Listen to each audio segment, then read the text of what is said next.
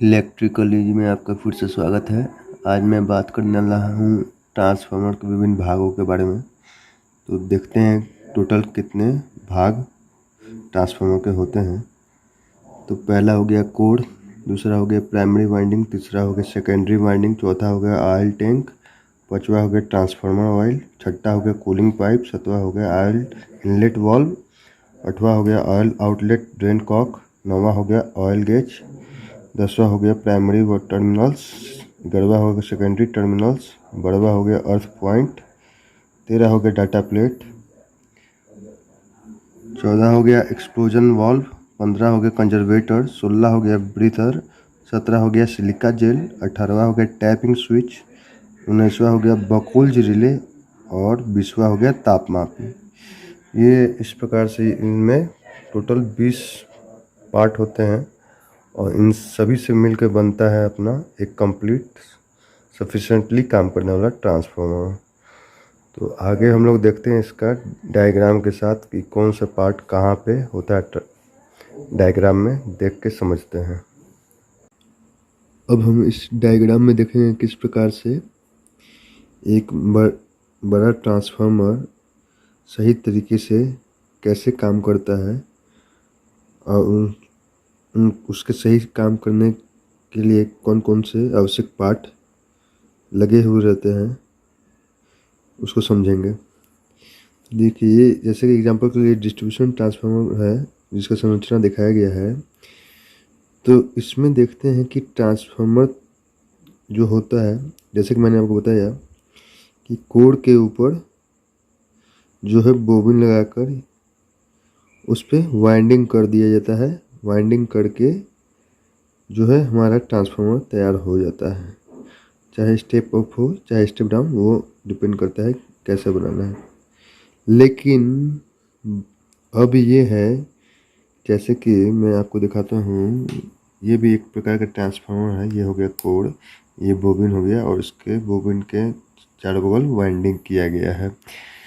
तो बड़े ट्रांसफार्मर जो होते हैं उसमें वो भी जो है अगर वाइंडिंग कर दिया जाए, कोर लगा दिया जाए तो बाहर रख कर भी उससे काम करवा सकते हैं, लेकिन उसका लाइफ नहीं होगा ज़्यादा देर। क्यों? क्योंकि बड़े ट्रांसफार्मर में जो लॉसेस होंगे, जो लॉस हीट के तौर पे बनेंगे, वो उसके कॉइल को, इंसुलेशन को जल्दी डैमेज कर देंगे बड़े ट्रांसफार्मर में। उसका एक छोटा सैंपल मैं बता रहा हूँ समझाने के लिए। लेकिन डिस्ट्रीब्यूशन ट्रांसफार्मर इतना छोटा नहीं होता है, वो बहुत बड़े होते हैं। उसमें लॉसेस भी अधिक होता है, लोड करंट का फ्लो भी अधिक होता है। तो इसके कारण क्या होता है, लॉसेस अधिक होने के कारण उस ट्रांसफार्मर में हीट बहुत ज़्यादा डेवलप होगा और उसके कारण उसके अंदर जो इंसुलेशन लगे हुए हैं या वाइंडिंग का इंसुलेशन है, सब जल्दी ही डैमेज हो जाएगा। इसलिए क्या किया जाता है, इसके ट्रांसफार्मर के जो अंदर जो हीट हो रहा है उससे वो ट्रांसफार्मर ख़राब ना हो जाए, इसलिए उसको तेल में डुबा कर रखा जाता है। अब क्या किया गया, तेल में डुबा कर रखने के लिए भी क्या चाहिए, कंटेनर चाहिए, फिश कंटेनर की तरह। तो उसमें देखते हैं, आते हैं डायग्राम में। देखिए, तो इसमें ये जो है आपका नॉर्मल तौर पे ये कंटेनर है। कंटेनर के अंदर जो है पूरा आपको ट्रांसफार्मर ऑयल भरा जाता है। ट्रांसफार्मर ऑयल भरा जाता है तो अब प्रोसेस कैसे चलता है, स्टेप बाय स्टेप समझते हैं। देखिए, आपका इस तरह से वाइंडिंग कर लिया गया। वाइंडिंग करने के बाद ट्रांसफार्मर तैयार हो गया। अब ट्रांसफार्मर को जो है आपका इस लोहे का जो कंटेनर होता है उसके अंदर डाला जाता है। उसके अंदर डालते हैं तो उसको कंटेनर के सरफेस से लगभग 3 कंटेनर का सरफेस है उससे ऊंचा में रखा जाता है, लोहे के पटरी के द्वारा। ठीक है, ऊंचा रखा जाता है ताकि जो है जो तेल कंटेनर के अंदर डाला जाए वो नीचे से कॉइल के अंदर जाए, ट्रांसफार्मर के अंदर जाए। तो अब इसमें देखते हैं क्या है कि हमने इस ट्रांसफार्मर को जो वाइंडिंग किया गया था, कोर उससे असेंबल्ड कर दिया गया था इस तरह के, उसको हम लोग क्या करेंगे, कंटेनर में डाल दिए। कंटेनर में डालने के बाद उस कंटेनर का ढक्कन लग जाएगा। ढक्कन लगाने के बाद उसके ऊपर कंजर्वेटर, बुकोज रिले, ये पाइप, बुकोज रिले पाइप, ये जो पतला पाइप दिख रहा है वो, एक्सप्लोजन वाल्व का पाइप, और ये सेटिंग किया जाए, सेट कर दिया जाता है ये सभी चीज़ों को। ठीक है, सेट करने के बाद आपका क्या किया जाता है, ऑयल इनलेट वाल्व के द्वारा ट्रांसफार्मर ऑयल को इसके अंदर डाला जाता है। ट्रांसफार्मर ऑयल को कब तक डालना है या किस लेवल तक डालना है, तो ये समझिए कि ट्रांसफार्मर ऑयल को इसमें फिलअप करता है तो पूरा बड़ा वाला कंटेनर तो भर गया। पूरा भरने के बाद उसको तब तक डालेंगे जब तक कि ये कंजर्वेटर के हाफ पार्ट को भर ना दे। ठीक है, हाफ पार्ट को भर ना दे। अब भरने के बाद ये हो गया। उसके बाद क्या हुआ, तब वो ट्रांसफार्मर अब सही तरीके से काम करने के लिए तैयार है। लेकिन अब जो है, अब इसको जो है अपना साइट में इंस्टॉल कर दिया गया। अब वहाँ पर जो है आपका HT टर्मिनल्स और LT टर्मिनल्स कनेक्ट कर दिया गया, जो सेफ्टी डिवाइस लगाने लगा दिए गए। तो देखना ये है कि बाकी और पार्ट किस प्रकार से काम करते हैं। तो तेल भर दिया गया कंजर्वेटर के हाफ लेवल तक। अब क्या है, यहाँ पे तेल भरने के बाद ये ऑयल गेज जो है तेल की मात्रा को बताएगा कि कितना तेल भराया है इसमें। अब उसके बाद जो है आपका, अब समझिए कैसे जब ट्रांसफार्मर काम करने लगता है, इसको यूज में लाने लगते हैं तो क्या होता है, जैसे कि मैंने आपको बताया, ट्रांसफार्मर के अंदर जो है हीट लॉसेस उत्पन्न होते हैं, जो कि हीट के तौर पे उत्पन्न होते हैं, जो कि ट्रांसफार्मर कॉइल को और उसके इंसुलेशन को और उसके बॉडी को गरमाएगा, कोर को गरमाएगा। तो अब क्या होगा, उस हीट को ये तेल जिसमें इस ट्रांसफार्मर को, इस तरह के ट्रांसफार्मर को डुबा के रखा गया है, वो क्या करेगा, वह तेल इसके बॉडी से पूरा हीट को ऑब्जर्व कर लेगा। ऑब्जर्व होने के बाद क्या होगा, तेल गरमाएगा, और तेल गरमाता है तो गरमाया हुआ तेल ऊपर की ओर भागता है, उसका घनत्व बढ़ता है, वो भागता है। तो ऊपर की ओर भागेगा तो ऊपर की तरफ वो एक प्रेशर भी डेवलप करेगा।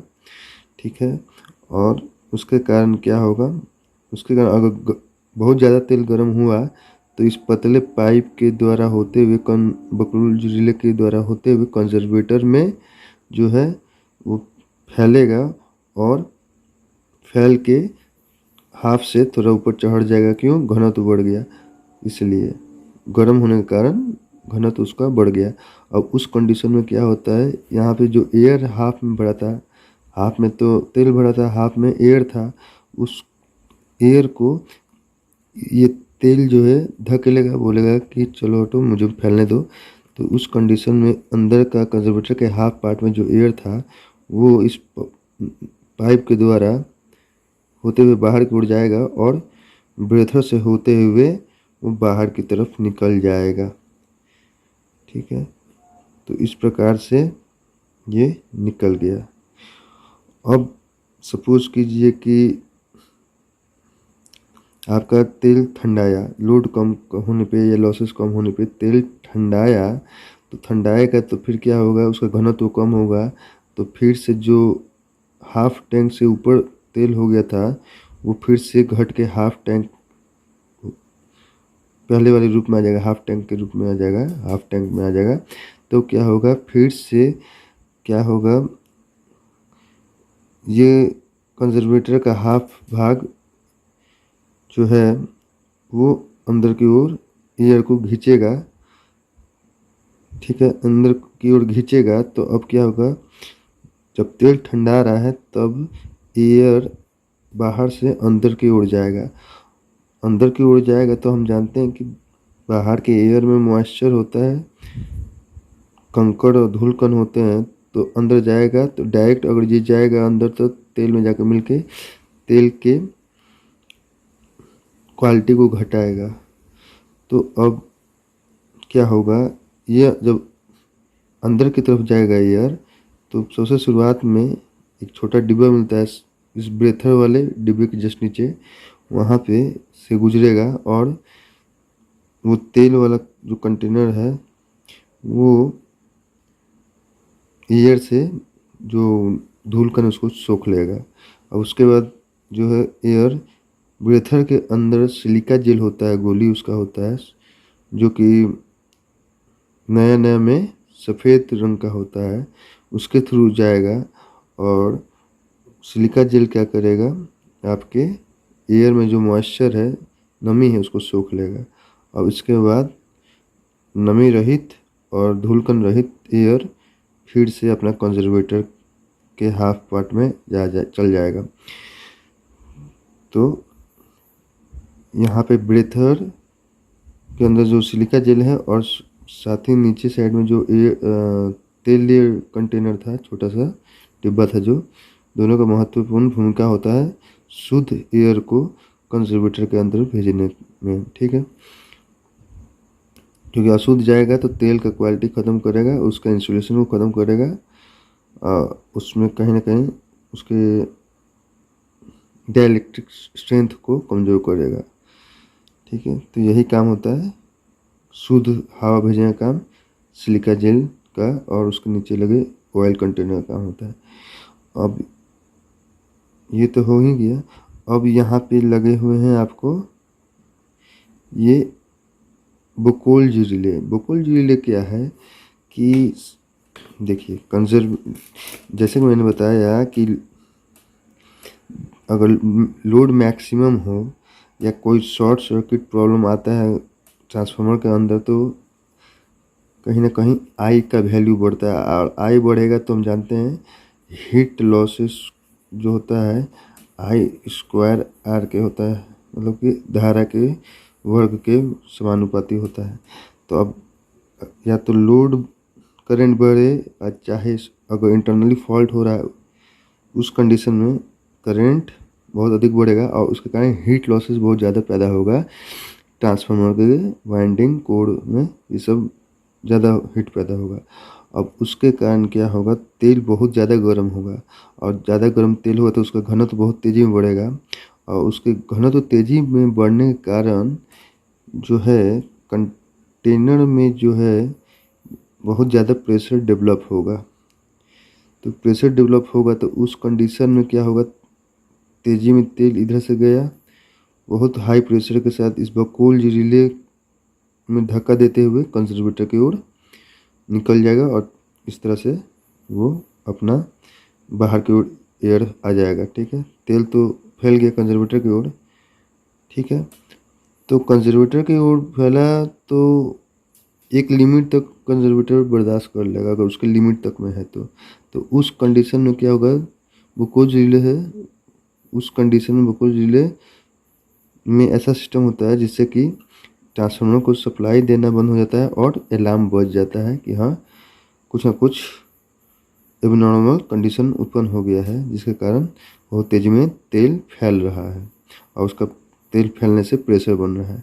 ठीक है, तो बकोल्ज रिले क्या करता है, दो काम करता है, उसके द्वारा अलार्म बजा दिया जाता है और ट्रांसफार्मर को सप्लाई से डिस्कनेक्टेड कर दिया जाता है।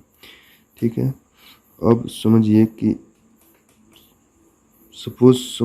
अब कि अगर बहुत ज़्यादा तेल गर्म हो गया, एक्सेस गर्म हो गया, तो उस कंडीशन में तेल बहुत तेज़ी में, अब उस कंडीशन में यही मान के चलिए कि ट्रांसफार्मर को अगर जल्दी से तेल नहीं निकला कहीं से तो ट्रांसफार्मर भड़क जाएगा, ब्लास्ट कर जाएगा। तो उस कंडीशन में क्या है, इस उतना समय नहीं होता है कि तेल को यहाँ से उतना तेल जो प्रेशर में डेवलप हो रहा है वो उतना तेल इतना पतली पाइप से होते हुए, कंजर्वेटर से होते हुए नहीं एडजस्ट नहीं कर सकता है। तो उसके लिए क्या किया जाता है, जो प्रेशर को रिलीज करने के लिए तुरंत कंटेनर के ऊपर ढक्कन में एक मोटा पाइप लगा हुआ रहता है। तो क्या होता है, हाई प्रेशर के साथ जो तेल गर्म होकर एकदम आया है, उसको तेजी में से रास्ता दिया जाता है कि मोटर पाइप से निकलो जाओ, और जाके एक यहाँ वॉल्व लगा हुआ रहता है। उस वॉल्व को क्या करता है, हाई प्रेशर के साथ तेल आके इसको वॉल्व को तोड़ देता है, और जो भी प्रेशर के साथ तेल आया वो रिलीज होके बाहर आ जाता है ट्रांसफार्मर के, जिससे कि अंदर प्रेशर कम हो जाता है ट्रांसफार्मर के, और वो ब्लास्ट करने से बच जाता है। तो इस एक्सप्लोजन वाल्व का काम यही होता है कि बहुत एक्सेसिव हीट जनरेट होने के कारण जो तेल में प्रेशर जनरेट हो रहा है, जो कि एक ट्रांसफार्मर को ब्लास्ट करने के लिए काफ़ी है, उससे बचाने के लिए ऑयल के कुछ भाग को जो प्रेशर डेवलप करने के साथ आ रहे हैं उसको बाहर की ओर निकाल देना, ताकि प्रेशर जो है बाहर की ओर निकलने से ट्रांसफार्मर ब्लास्ट होने से बच जाए। ठीक है, तो अब यही काम हो गया एक्सप्लोजन वाल्व का।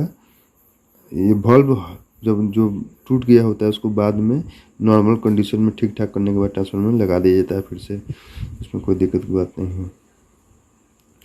अब ये तो हो ही गया। अब यहाँ पे हमारा ऑयल गैस का काम समझ ही गया। टेम्परेचर गेज क्या होता है, ये मॉनिटरिंग करता है कि आपके ट्रांसफार्मर में जो वर्क ड्यूरेशन के समय टेम्परेचर कितना है, क्योंकि ये इसी टेम्परेचर से पता चलता है कि हाँ कितनी मात्रा में आपका तेल का घनत्व बढ़ रहा है और उसमें क्या प्रेशर बन रहा है। ठीक है, इसको मॉनिटरिंग करने के लिए टेम्परेचर गेज लगा हुआ होता है। टैपिंग स्विच का काम होता है कि आउटपुट वोल्टेज को एडजस्ट करने के लिए, बढ़ाने या घटाने के लिए टैपिंग स्विच का उपयोग होता है। उन्हें ट्रांसफार्मर के वाइंडिंग में टैपिंग सेलेक्ट करने का काम टैपिंग स्विच के द्वारा होता है। अब कूलिंग पाइप का काम क्या होता है ये समझिए। नॉर्मल कंडीशन में भी जब आपका ट्रांसफार्मर काम कर रहा है तो उसमें हीट तो बन रहा है, और इस हीट जो बन रहा है उसको तो तेल सोख लिया। अब उस तेल जो सोख लिया है हीट को, वो उस तेल से भी हीट लेना ज़रूरी होता है। उस तेल का भी हीट कम करने की आवश्यकता होती है, ताकि वो कंटिन्यू कोर को ट्रांसफार्मर को ठंडा करने का क्रिया कंटिन्यू करते रहे, 24/7 करते रहे। तो उस कंडीशन में क्या होता है, उस काम को, उस तेल को ठंडक देने के लिए ये कूलिंग पाइप लगे हुए होते हैं। ये कूलिंग पाइप किस प्रकार से काम करते हैं ये समझिए। जब तेल गर्माया तो ऊपर की ओर आया, ऊपर आया तो ये खोखले पाइप जो होते हैं ये भी अंदर से ज्वाइंट रहते हैं और खोखले होते हैं। मतलब कहने का अर्थ ये है कि इसका तेल जो है गर्म होके इस पाइप के ऊपर साइड में आया, ऊपर आके ये ट्यूब के अंदर आया, अंदर होते हुए फिर ठंडा के नीचे चला गया, नीचे जाएगा। तो ये प्रक्रिया कंटिन्यू चलती है। गर्म तेल ऊपर से पाइप से आया, पाइप में जाके ठंडा गया, ठंडाने के बाद फिर से नीचे आ गया। तो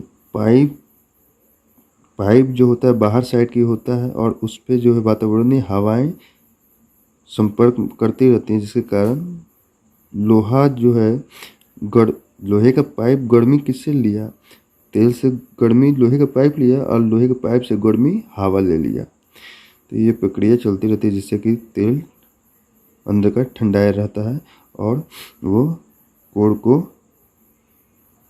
ट्रांसफार्मर अधिक गर्म होने से बचाता है। मतलब कूलिंग का काम कंटिन्यू चलते रहता है। तो इस प्रकार से आपका ये कूलिंग पाइप काम करता है। ठीक है, जैसा कूलिंग पाइप दिया रहता है, दोनों बगल में आगे भी दिया जा सकता है, तो दिया रहता है। अब यहाँ पे ऑयल आउटलेट ड्रेन कॉर्क क्या है, देखिए शुरुआत में जो तेल डाला है वो तो नया नया होता है, तो उसमें इम्प्योरिटी नहीं मिला होता है, अशुद्धियाँ नहीं मिली थी। लेकिन क्या होता है, कहीं ना कहीं कंटिन्यू आपका वर्क करने के बाद, ट्रांसफार्मर के वर्क करने के बाद उसमें कहीं ना कहीं आपको इम्प्योरिटी आने लगती है। ठीक है, इम्प्योरिटी आने लगती है। अब उस इम्प्योरिटी आने के कारण धीरे धीरे उसका डाइलेक्ट्रिक स्ट्रेंथ कम होने लगता है। तो कहीं ना कहीं वो ट्रांसफार्मर को कूलिंग सही से नहीं कर पाएगा और साथ ही साथ उसको उस ट्रांसफार्मर को बचाने की क्वालिटी जो है तेल की घट जाएगी। तो अब क्या है, समय के साथ उसको पुराना तेल हो गया है ट्रांसफार्मर के अंदर, उसको निकाल दिया जाता है। तो उसके लिए पहले जो है इसको मेंटेनेंस कार्य जब लिया जाता है ट्रांसफार्मर का, तब उसी समय निकाल दिया जाता है। ऐसा नहीं है कि काम करते वक्त निकाल दिया जाएगा। उसके लिए क्या है कि यहाँ पे नीचे में पाइप दिए हुए हैं, उसको खोलिए, उसको कॉक को नचाइए, उसके बाद अपना नीचे से तेल पुराना वाला निकाल दीजिए और उस तेल को निकालने के बाद फिर इसको बंद कर दीजिए और उसके बाद जो नया तेल लाइए फिर से इनलेट वाल्व के द्वारा उसको वो ट्रांसफार्मर के अंदर डाल दीजिए। तो इस प्रकार से आपका ये होता है। अब अर्थ पॉइंट देखिए, अर्थ पॉइंट हमेशा सेफ्टी के लिए होता है कि इन केस किसी कारण से इसके बॉडी में लीकेज करंट आ जाता है तो उस समय कोई जीव जंतु या किसी मनुष्य को झटका ना लगे, इसलिए इसके बॉडी को तार के द्वारा जीआई तार के माध्यम से और अर्थ इलेक्ट्रोड के माध्यम से भू संयोजित कर दिया जाता है। ठीक है, ट्रांसफार्मर को। अब डेटा प्लेट क्या था, डेटा प्लेट में जो ट्रांसफार्मर लगा है उसका रेटिंग, केवीए रेटिंग, उसका पावर फैक्टर क्या होगा, उसका सिंगल फेज है या 3 फेज है, उसके बाद कितने फ्रीक्वेंसी पे काम करेगा, ये सभी डेटा इसमें दिया हुआ रहता है। ठीक है, तो उसके जितनी भी ट्रांसफार्मर की जानकारी है, रेटिंग की जानकारी और ये पैरामीटर्स क्या है उसकी जानकारी डेटा प्लेट में मिल जाती है। ठीक है, तो इस प्रकार से आपका ये काम करते हैं। अब देखिए यहाँ पे बूसिंग होते हैं। बूसिंग क्या है, देखिए नॉर्मल तौर पे दो हिस्सा होता है, एक लो वोल्टेज साइड होता है ट्रांसफार्मर में, एक हाई वोल्टेज साइड होता है। तो लो वोल्टेज साइड को एलटी साइड कहते हैं और हाई वोल्टेज साइड को एचटी साइड कहते हैं। अब देखिए एलटी साइड जो होता है या एचटी साइड होता है, वहाँ पे जो हमारा इनपुट सप्लाई दे रहे हैं या आउटपुट कहीं से जहाँ से ले रहे हैं, वहाँ पे टर्मिनल लगाया जाता है और टर्मिनल जो होता है वो इस कंटेनर बॉडी से सटे हुए नहीं होने चाहिए, नहीं तो क्या होगा, करंट पूरा आ जाएगा बॉडी में। तो इसीलिए क्या होता है कि सपोज कीजिए ये कंटेनर का बॉडी है, तो इसके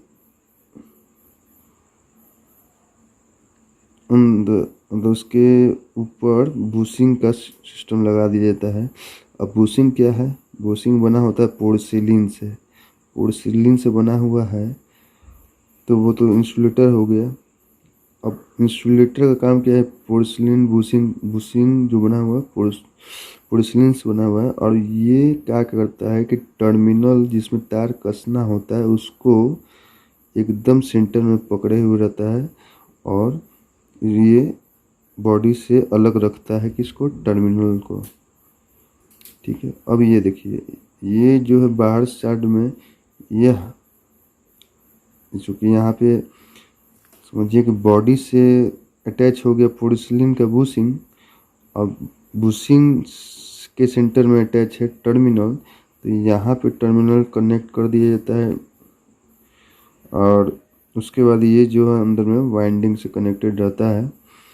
तो यहाँ पे यहाँ से लेके यहाँ तक कहीं न कहीं भी आपका टर्मिनल बॉडी से टच नहीं होता है, क्योंकि उसको बीच में ही पकड़ा हुआ रहता है बूसिंग, जिसके कारण आपको कहीं भी डायरेक्ट टचअप नहीं होता है कंडक्टर का बॉडी से, कंटेनर के बॉडी से। अंदर में जो है ये आपको तेल में डूबे हुए रहते हैं, लेकिन बॉडी से डायरेक्ट टचअप कहीं नहीं है, तेल से टचअप रहता है ये। तो इसलिए तेल को इंसुलेटिंग प्रॉपर्टी का होना चाहिए ट्रांसफार्मर ऑयल में। ठीक है, तो यही होता है। तो यहाँ पे जो पोर्सिलिन बुशेस लगे हुए हैं उनका काम है कि जो टर्मिनल हैं कंडक्टिव टर्मिनल जो है उनका संपर्क जो कंटेनर की बॉडी से नहीं करवाने देना, नहीं होने देना। ठीक है, तो यही काम होता है बुशिंग का। तो अब इस प्रकार से आपका मैंने सभी बात के बारे में आपको बता दिया है, और आगे जब हम देखेंगे तो उसको हम डीपली देखेंगे कैसे बोकोज रिले काम करता है। ठीक है, कैसे कंजर्वेटर काम कर रहा है, और ऑलमोस्ट मैंने आप लोग को कंजर्वेटर का जो मोस्टली काम है समझा ही दिया है। बच गया बोकोज रिले के अंदर कैसे अंदर फ्लोटिंग स्विच काम करता है उसके अंदर, उसको हम लोग आगे डायग्राम में देखेंगे। आगे नेक्स्ट वीडियो जो बनाएंगे तो उसमें देखा जाएगा। तो अभी तक के लिए इतना ही। आप लोग को ये समझ में आ गया होगा कैसे किस प्रकार से एक बड़े ट्रांसफार्मर को सफिशिएंटली काम करने के लिए किस तरह से एक इस प्रकार की संरचना दी जाती है। इसमें आप समझ लीजिए कि इतने सिस्टम दिए गए हैं क्योंकि कहीं ना कहीं ये लॉस के द्वारा, हीट लॉस के द्वारा ट्रांसफार्मर डैमेज ना हो जाए, इसलिए इतना सारा प्रबंध किया गया है। ठीक है, नहीं तो नॉर्मल तौर पे आपका ऐसा ट्रांसफार्मर जो है नॉर्मल ये सब तो बाहर काम आराम से कर जाता है, लेकिन बड़ा ट्रांसफार्मर में खुद के अग्नि से जलने वाला स्थिति हो जाता है, खुद के ताप से जलने की स्थिति हो जाती है ट्रांसफार्मर के इंसुलेशन के वाइंडिंग की, इसलिए इतना सारा व्यवस्था किया जाता है। तो आप लोगों को समझ में आ गया होगा। अभी तक के लिए इतना ही। आगे मैं वीडियो बोकोज रिले के बारे में डालूँगा। आप लोगों का वीडियो देखने के लिए बहुत बहुत धन्यवाद।